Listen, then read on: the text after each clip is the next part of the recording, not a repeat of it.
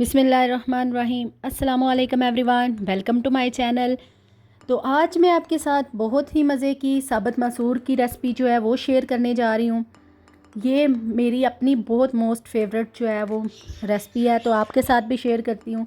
तो सबसे पहले मैंने मसूर को भिगो के रख दिया था। उसके बाद मैंने लहसुन लिया, अदरक लिया, हरी मिर्च है, टमाटर है और प्याज है। इनका मैंने पेस्ट बना लिया थोड़ा सा पानी शामिल करने के बाद। अब मैंने एक प्रेशर कुकर लिया है, इसमें मैंने ये मसूर जो है वो शामिल कर दिया और उसके बाद मैंने जो पेस्ट बनाया वो भी मैं इसमें शामिल कर दूँगी। उसके बाद इसमें मैंने नमक, हल्दी, लाल मिर्च पाउडर, काली मिर्च पाउडर, थोड़ा सा जो है ये मैंने इसमें साबुत ज़ीरा और ये जो कसूरी मेथी है मैंने घर पे तैयार की थी वो मैंने इसमें शामिल किया। 1.5 गिलास मैंने इसमें पानी शामिल किया है। इसे मैंने अब प्रेशर कुकर में तकरीबन 10 मिनट तक जो है वो मैंने प्रेशर कुकर को चलाया है सीटी आने के बाद।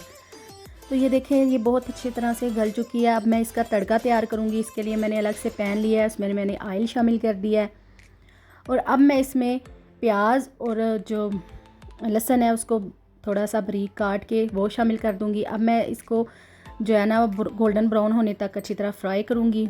तो ये तड़का जो है बना के अगर आप इसमें शामिल करेंगे तो आपकी जो मसूर है वो उसका टेस्ट और भी ज़्यादा इंक्रीज़ हो जाएगा।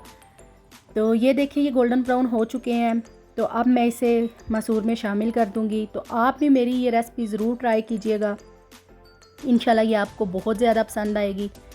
तो जितनी जल्दी ये मसूर जो है बन के तैयार होती है उतनी ही ज़्यादा खाने में टेस्टी भी होती है।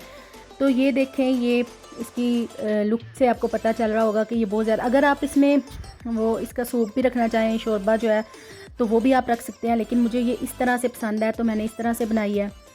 तो अब मैं इसे अलग से बर्तन में डाल के ऊपर मैंने इसके धनिया और हरी मिर्च जो है ना वो।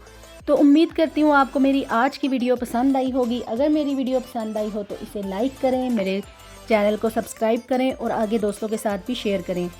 तो अगर आप मेरे चैनल पर न्यू हैं तो मेरे चैनल को ज़रूर विज़िट करें और अगर मेरी वीडियोस पसंद आएँ तो इन्हें लाइक और शेयर भी कर दें।